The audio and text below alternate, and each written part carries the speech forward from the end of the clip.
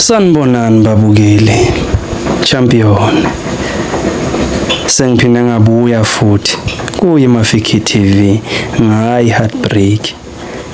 Ngoba niyazi inhliziyo zabantu ziphukile la ngaphandle. Zigcwele igazi, zibomvu. Kukhona abantu abephuka inhliziyo. Kukhona bephukile ngikhuluma nawe nje. Kukhona abasazophuka. Ngoba umjolo niyazi uyanyisana.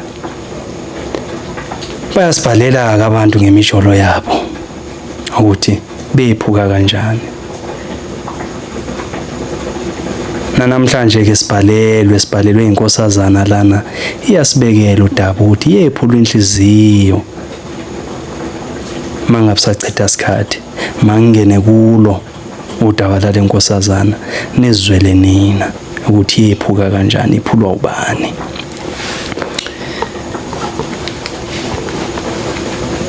Sanibonani eMafiki. Angethanda ukuthi ngivele ubali ukuthi ngubani. Ngoba khona bangase bangihleke mabezwa nje indaba yami ngoba kuye wonke umuntu oyaziyo ukuthi isima kanjani. Ngangumuntu nje owayengenandaba nento zemijolo nani. Kwaba khona umfana owayisikhwerikhwethi ela engeshela enganginikeza ukuphumula. Wagcina ke esezakhela indawo enhlizweni yami. Ngagcina nami sengimthanda. Kwaba ngiyavuma ukuthi sithandane. Wanginikeza uthando umfana ngifuna ukuqamba amanga. Wangitshela futhi ukuthi khona irelationship aphuma kuyo. And lo muntu lowo unengane naye. Kodwa ke sebahlukana. Wangiqinisekisa futhi ukuthi bahlukana ngempela futhi akukho ukuthi bangaphinde babuyelane. Ngase ngimthanda ke nami. Ngazitshela nje ukuthi hayi angeke ngize ngimiyekele umuntu asaphuma kuye. Saqhubeka noDali sathandana. Ngikutshela ukuthi wena sasiphuzu nesokisi sasingahlukani. Ubuya wazi amatheni olwimi kwakuyithi lapho. Sasihlezi sindawonye ngaso sonke isikhathi. Kwakuba nje lezo zikhathi ke mengabe busy ngokuthile. Kodwa ungapheli u2 days singabonananga. Kwaphela nje unyakana. Kwaphela nowesibili. Kwaziseke lapho umfana wayengasasebenzi.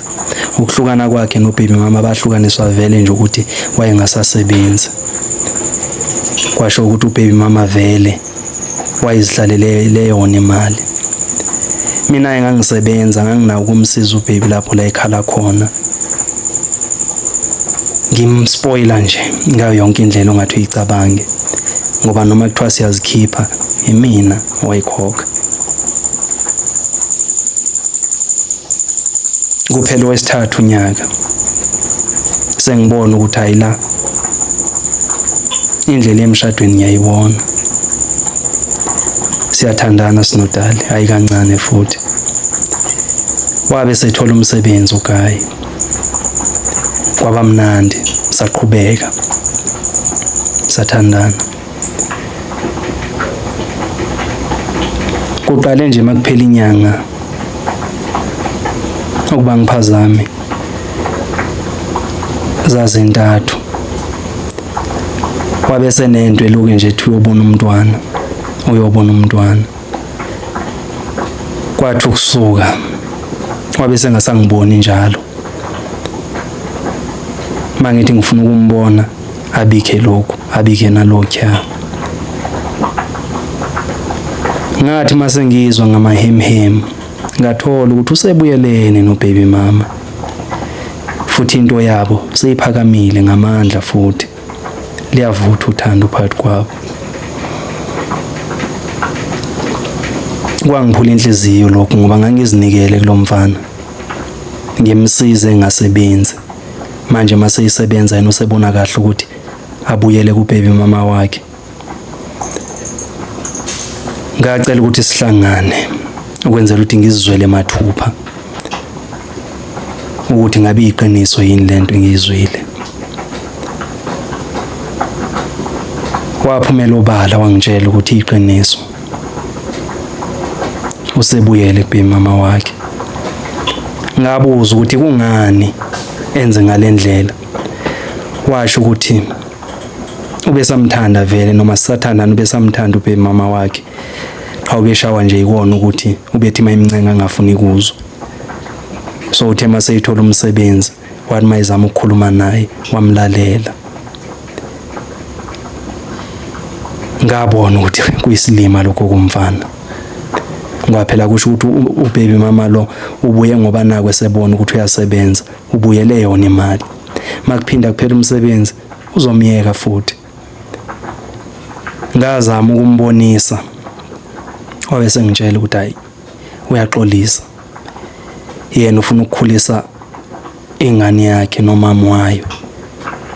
Akafuni ukuba nengane ezinomama behlukene.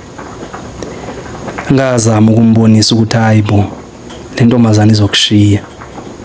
Kumanje ngiyenzeka ukuthi yakufebela qha ibuyele imali.